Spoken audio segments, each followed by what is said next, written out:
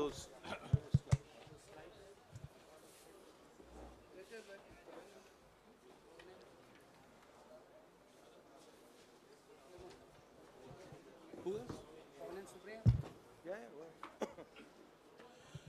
नमस्कार साथियों, इस विशेष प्रेस वार्ता में आप सभी का स्वागत है। एक अत्यंत महत्वपूर्ण मुद्दे पर अभी राहुल जी आपको संबोधित करेंगे। Rahul ji. Are they going to put this stuff up here? Srivatsa, are you putting this up here? नमस्कार, कैसे हैं? आप थोड़े शेल शॉक्ड लग रहे हो। ये कांग्रेस पार्टी ने क्या कर दिया, कैसे कर दिया? हाँ, अच्छा इसी के कारण है ये। अच्छा, ज्यादा लोग आ गए। ओके। नहीं देखिए, आज हम बड़ी इंपॉर्टेंट चीज के बारे में आपको कहना चाहते हैं। पहली बार हमने नोट किया कि चुनाव के समय प्रधानमंत्री ने, होम मिनिस्टर ने और फाइनेंस मिनिस्टर ने स्टॉक मार्केट पर टिप्पणी दी। प्रधानमंत्री ने 2-3 बार, 4 बार देश को कहा कि स्टॉक मार्केट तेजी से आगे बढ़ने जा रही है। होम मिनिस्टर ने सीधा कहा कि 4 जून को स्टॉक मार्केट आसमान में जाएगी, लोगों को खरीदना चाहिए। और यही मैसेज फाइनेंस मिनिस्टर ने दिया। फर्स्ट, ये आज थोड़ा हम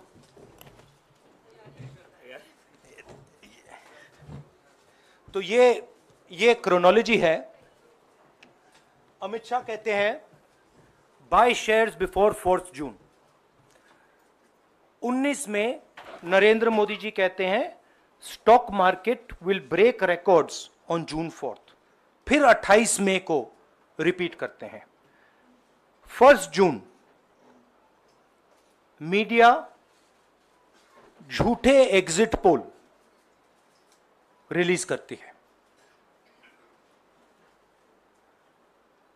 बीजेपी का ऑफिशियल जो इंटरनल सर्वे था वो उनको 220 सीट दे रहा था। तो ये इंफॉर्मेशन बीजेपी के लीडर्स के पास था। इंटेलिजेंस एजेंसीज ने 200 और 220 के बीच में सरकार को बताया था कि उनकी सीट्स आ रही हैं। 3 जून को स्टॉक मार्केट सारे रिकॉर्ड तोड़ देता है और 4 जून को खटाक से स्टॉक मार्केट अंडरग्राउंड चला जाता है। अगला स्लाइड दिखाइए जरा। ये देखिए, 31 मई massive stock activity, more than double what was there on 30th, more than double what was there on 29, 28। ये अनोमली देखिए। ये कौन लोग हैं? ये वो लोग हैं जो जानते हैं कि कोई ना कोई घपला हो रहा है। हजारों करोड़ रुपए यहां पे इन्वेस्ट हुए हैं, फॉरेन इन्वेस्टर्स ने इन्वेस्ट किए हैं। और उसके बाद 30 लाख करोड़ रुपए का लॉस होता है। किसका लॉस होता है? रिटेल इन्वेस्टर्स का लॉस होता है। तो ये जो आप देख रहे हैं, हिंदुस्तान की स्टॉक मार्केट की हिस्ट्री का सबसे बड़ा स्कैम है। और इसके बारे में हम कुछ सवाल पूछना चाहते हैं। पहला सवाल, why did PM&HM give specific investment advice to the 5 crore families investing in the stock market? Is it their job to give investment advice? Second, why both interviews were given to the same media house owned by the same business group, which is also under SEBI investigation for manipulating stock market. Third, what is the connection between the BJP, the fake exit pollsters, and the dubious foreign investors who invested one day before the exit polls were announced and made a huge profit at the cost of 5 crore families? We demand a JPC into this. We are absolutely convinced that this is a scam. Somebody has made thousands of crores of rupees at the cost of Indian retail investors, and the Prime Minister and the Home Minister have given an indication to buy. And this is a criminal act. So we demand today a joint parliamentary committee to investigate this. मैं हिंदी में बोल देता हूं, प्रधानमंत्री ने देश की जनता को इन्वेस्टमेंट एडवाइस क्यों दी, और 5 करोड़ परिवारों को जो इन्वेस्ट करते हैं उनको प्रधानमंत्री ने, होम मिनिस्टर ने स्टॉक खरीदने का आदेश क्यों दिया? दूसरा, दोनों इंटरव्यूज जो किए गए थे वो अदानी जी के जो चैनल्स हैं उनको दिए गए थे, उन पर सेबी का इन्वेस्टिगेशन हो रहा है, तो उन चैनल्स का क्या रोल है? और बीजेपी के बीच में जो फेक एग्जिट पोलस्टर्स हैं और ये जो फॉरेन इन्वेस्टर्स हैं, इनके बीच में क्या कोई रिश्ता है? और अगर रिश्ता है तो क्या है? हम जेपीसी चाहते हैं, हम इन्वेस्टिगेशन चाहते हैं, और देश इसकी सच्चाई जानना चाहता है। धन्यवाद। शुक्रिया राहुल जी। साथियों, अभी अभी राहुल जी ने आपको स्पष्ट तरीके से क्रोनोलॉजी समझ लिया है। बार बार गृह मंत्री कहते थे अब क्रोनोलॉजी समझिए। आज राहुल जी ने देश को क्रोनोलॉजी समझाया है। इसके ऊपर अगर आपके सवाल हैं तो एक एक करके आप पूछेगा, एक एक करके पूछेगा। I haven't said the chronology in English, so I'll say the chronology in English. 13th May 2024, the Home Minister says, buy shares before 4th of June. This is a clear indication to retail investors and others to buy stock. 19th May, for the first time, and then repeatedly until the 28th May, the Prime Minister says that the stock market is going to break records on 4th June. Finally, on 1st June, completely fictitious exit polls are released. These investors are given a completely wrong impression. And on the 3rd of June, as we all know, the stock market breaks all records and then crashes on the 4th of June. Whoever has made money as the stock market rose and also as the stock market crashed. And we are interested in having a joint parliamentary committee, a JPC, to investigate the role of the Prime Minister, the role of the Home Minister, role of BJP members, and also those people who have done these fake exit polls. And finally, we want to understand who are the people, these foreign investors, who did these trades. So we want an investigation for that. शुक्रिया राहुल जी। हाँ संजय। राहुल जी, इससे पहले भी आपने Adani issue पे JPC पिछली लोकसभा में मांग की थी, तो क्या आप चाहेंगे कि ये इशू और हिंडनबर्ग इशू दोनों कंबाइन हो और दोनों की जांच हो? ये जो इशू है, this is a broader issue than just the Adani issue. It is connected to the Adani issue, but this is a much broader issue. This is directly the Prime Minister of India, Home Minister, who are privy to data on actual election results, who have IB reports, who have their own data, who are advising retail investors to buy stock for this has never happened before. And by the way, the Prime Minister has never commented on stock market before this. This is the first time the Prime Minister has commented, very interestingly, and multiple times, one after the other, saying that stock market is going to boom, stock market is going to boom, stock market is going to boom. And at the same time, he has information that the exit polls are wrong. He has information that he knows what is going to happen because he has IB data and he also has his own party data. हाँ जी रवि। राहुल जी, मेरा सवाल यही है कि जी news ने भी ये सारी चीज़ बताई है जनता को कि कई चैनलों ने मिलकर ये सब चीज़ किया है, जिस तरह से एग्जिट पोल करके लोगों को गुमराह किया है, जिस तरह से शेयर बाजार में सारा कुछ हुआ है, जी न्यूज़ ने भी इस मामले को उठाया है और बताया है। और आपके कहने का सीधा अर्थ है कि अडानी को इसका फायदा उठाने के लिए किया गया है? नहीं, मेरा कहने का ये अर्थ है कि उसमें अडानी इन्वॉल्व हो सकता है, मगर ये अडानी से बहुत बड़ी चीज है।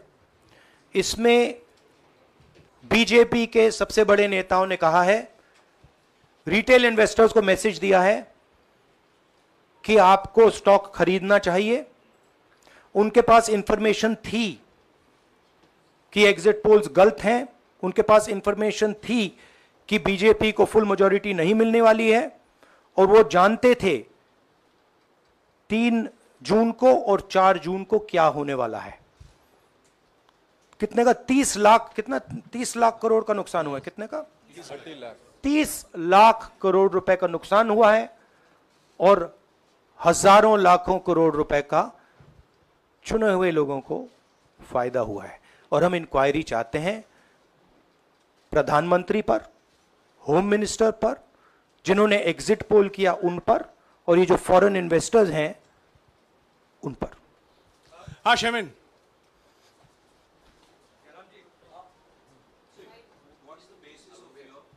बहुत दूर है।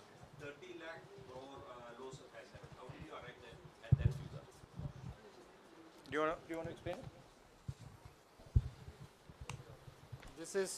This is based on the value, market value of all the companies the day before the results came, and the market value of the stock market of all the companies at the end of the day on results.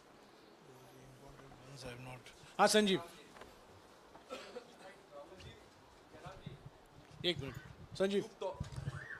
Rahul ji, you've talked about, are you alleging the involvement of the Prime Minister and the Home Minister? Yes. And whose money is it? Yes, Are you that, saying that it is what I their am money? saying. I am saying that people very high up in the BJP have carried out this scam. I am saying they had partners who carried out these exit polls. We would like to know if these exit polls were actually carried out, if people were actually sent out, and we'd also like to know the methodology of these polls. We'd like to understand who these investors are. We have some sense of who these investors are. So we are not just speaking out of the air. We are confident that if an investigation is done, interesting things will be revealed. And we think the Prime Minister and Home Minister are directly involved in this. हाँ सिद्धार्थ। जांच होनी चाहिए जिनके share बहुत up गए, जिनके सबसे ज्यादा शेयर खरीदे गए और जिनके शेयर उसके बाद में बेचे भी गए, तो उन कंपनीज का भी को भी इस दायरे में आना चाहिए, आपको लगता है? हमारा कहना है कि यहाँ पे बड़ा क्लियर है कि स्कैम हुआ है। प्रधानमंत्री ने डायरेक्टली कहा है, होम मिनिस्टर ने डायरेक्टली कहा है, इंडिकेट किया है जनता को कि स्टॉक मार्केट ऊपर जाएगी। होम मिनिस्टर ने तो साफ कह दिया कि खरीदना चाहिए। और जब प्राइम मिनिस्टर और होम मिनिस्टर और फाइनेंस मिनिस्टर ऐसी बात करते हैं तो उसका रिएक्शन आता है, लोग उसको बिलीव करते हैं। तो बिल्कुल क्लियर है कि इन 3 लोगों ने कहा है। यह भी क्लियर है कि इनको मालूम था कि रिजल्ट 400 का नहीं है, 300 का भी नहीं है। तो ये हम पता लगाना चाहते हैं, उसमें आप जो कह रहे हो वो भी शामिल है। राहुल जी, ब्रह्म प्रकाश दुबे, इंडिया डेली लाइफ से। मेरा सवाल यह है कि जो आपने बताया है इतना बड़ा स्कैम है, पहले भी आपने कई मामले उठाए हैं, जेपीसी की मांग पहले नहीं मांगी गई है, तो क्या आपने कहा ये आपराधिक मामला है, क्या कोर्ट में जाएंगे या पुलिस में शिकायत दर्ज करेंगे, क्योंकि आप कह रहे बहुत बड़ा घोटाला है ये? नहीं भैया, मैंने अभी आपको शिकायत दर्ज करेंगे क्योंकि आप कह रहे बहुत बड़ा घोटाला है ये? नहीं भैया, मैंने अभी आपको बोला हम जेपीसी डिमांड कर रहे हैं, इन्वेस्टिगेशन डिमांड अगर नहीं मांगते तो पुलिस में, कोर्ट में जाएंगे? जो भी करना है करेंगे, बट हम आपको ये इन्फॉर्मेशन दे रहे हैं कि ये जो हुआ है ये नॉर्मल चीज नहीं है। इसमें प्रधानमंत्री ने इंडिकेशन दिया है, होम मिनिस्टर ने इंडिकेशन दिया है, फाइनेंस मिनिस्टर ने इंडिकेशन दिया है, अदानी जी के चैनल्स के थ्रू इंटरव्यूज किए हैं, और फाइनली लोगों ने इन्वेस्ट किया है, लोगों ने फाइनेंशियल एक्शन लिया है, कंपनीज ने शेयर खरीदे हैं। इसी विषय पर, एक मिनट, इसी विषय पर, इस स्टॉक मार्केट घोटाले पर ही हम सवाल ले रहे हैं। मौसमी, इसी विषय पर कीजिएगा बस। एक मिनट, आ रहा हूँ यार, एक मिनट। राहुल जी, एक करके आ रहा हूँ यार। राहुल जी, हम लोग ने पहले भी देखा है कि आप लोग ने कई बारी जब सेशन होता है तो सत्ता पक्ष और विपक्ष आमने सामने होता है, जेपीसी की मांग होती है और सेशन पे सेशन वॉश आउट हो जाते हैं और जनता का पैसा वेस्ट होता है। तो क्या आपको ये तो बीजेपी की लाइन है।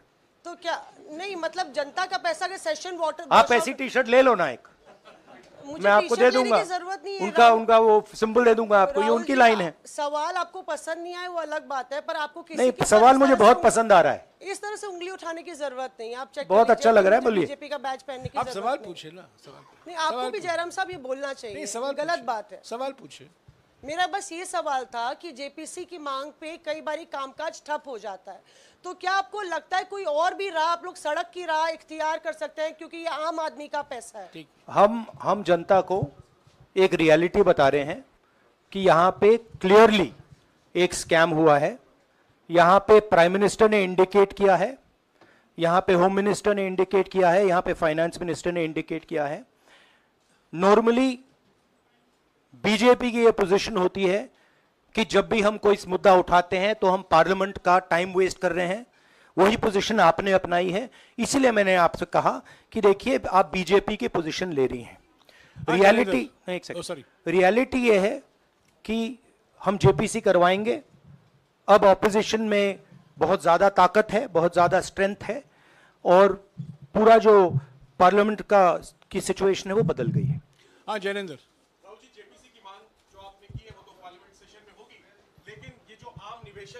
देश भर के जिनका 30 लाख करोड़ डूबा है, उनमें कर्नाटक के, तेलंगाना के, हिमाचल के भी लोग होंगे। तीनों राज्यों में आपकी सरकार है, क्या राज्य की जो जांच एजेंसी है उसके जरिए आप जो उन राज्यों के निवेशकों का कम से कम पैसा डूबा है, ये जो आप पूरे नेक्सस की बात आप कर रहे हैं, गुमराह करने की बात कर रहे हैं, क्या वहां से कोई कार्रवाई की हम उम्मीद कर सकते हैं? सोचा जा सकता है, बट ऐसी चीज के लिए शायद जेपीसी सही औजार होगा। हाँ Ranjita, okay, Mohit is asked, Ranjita यार आप पूछते रहे। मोहित चलो। आपको ऐसे सर मैं इज अपसेटिंग सर मैं मोहित, आपने चमत्कार किया, पूछ लीजिए। सर मैं मोहित हूँ, न्यूज नेशन से। नहीं जानता हूँ। सर लगातार पिछले घोटालों में भी आपने जेपीसी की बात की थी, आपने हर जांच की बात की, और ये एक बड़ा घोटाला सामने आया, इसमें भी आप जेपीसी की मांग कर रहे हैं। कितनी उम्मीद है कि लोग जेपीसी की ये लागू करेंगे? आपको क्या लगता है कि ये जेपीसी लागू करने वाले अगर नहीं करेंगे फिर क्या करेंगे आप लोग? नहीं, हम प्रेशर लगाएंगे, डालेंगे, बट मुझे लगता है कि जो पहले राजनीतिक सिचुएशन थी, जिस इंप्यूनिटी के साथ प्रधानमंत्री पहले काम करते थे, मुझे लगता है वो अब खत्म हो गया है, तो दूसरा नतीजा आएगा। राहुल जी, ये आखिरी है क्या और दो लेंगे? ये आखिरी है। ये आखिरी हो गया, इन्होंने कह दिया आखिरी। ओके रंजीता।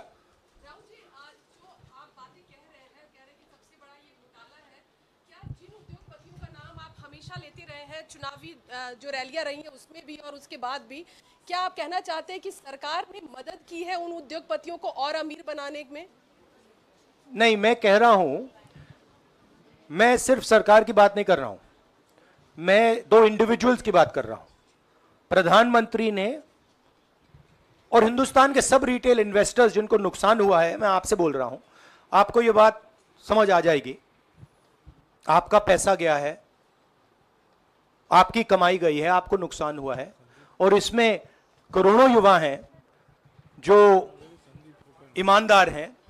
तो नरेंद्र मोदी जी ने, अमित शाह जी ने आपको मैसेज दिया कि 4 तारीख को स्टॉक मार्केट आसमान छुएगी, और आपने उन पर भरोसा किया। मगर सच्चाई यह थी कि नरेंद्र मोदी को मालूम था कि 4 जून को स्टॉक मार्केट आसमान नहीं छुएगी। 4 जून को स्टॉक मार्केट का जबरदस्त नुकसान होने जा रहा है, क्योंकि उनके पास इंटेलिजेंस की रिपोर्ट थी और बीजेपी का जो इंटरनल असेसमेंट था 220 सीट का, वो उनके हाथ में था। तो मेरा यह सवाल है, और मैं आपसे इन्वेस्टर से कहना चाहता हूं कि आपको जो चोट पहुंची है, जो आपको दर्द हुआ है, वो चोट नरेंद्र मोदी जी और अमित शाह के बयान ने आपको पहुंचाई है। और हजारों करोड़ रुपए किसी ना किसी ने चोरी की है, वो आपके जेब से गए हैं, रिटेल इन्वेस्टर्स के जेब से गए हैं। तो मैं चाहता हूं, आपके लिए बोल रहा हूं, मैं आपके लिए बोल रहा हूं कि इन्वेस्टिगेशन होना चाहिए, पता लगाना चाहिए कि प्रधानमंत्री जी ने, होम मिनिस्टर ने आपको यह गलत इंफॉर्मेशन क्यों दी, और ये कौन लोग हैं, इन्वेस्टर्स जो हैं, फॉरेन इन्वेस्टर्स हैं, जिन्होंने इस दिन फायदा उठाया। ये देखिए ग्राफ है, ये रेड चार्ट जो है, इसको देख लीजिए। ये नॉर्मल ट्रेडिंग है, ये नॉर्मल ट्रेडिंग है, ये ग्रे वाली नॉर्मल ट्रेडिंग है, और ये जो ट्रेडिंग है ये अबनॉर्मल ट्रेडिंग है, ये 2-3 गुना है, और फिर ये हुआ है नुकसान। तो ये नरेंद्र मोदी जी और अमित शाह से मैं पूछ रहा हूं कि आप में इसमें आपका क्या रोल था, और रिटेल इन्वेस्टर्स के लिए पूछ रहा हूं, आपकी मदद के लिए, आपकी मदद करने के लिए पूछ रहा हूं, और इन्वेस्टिगेशन होगा तो आपके लिए होगा। धन्यवाद, शुक्रिया। Thank you.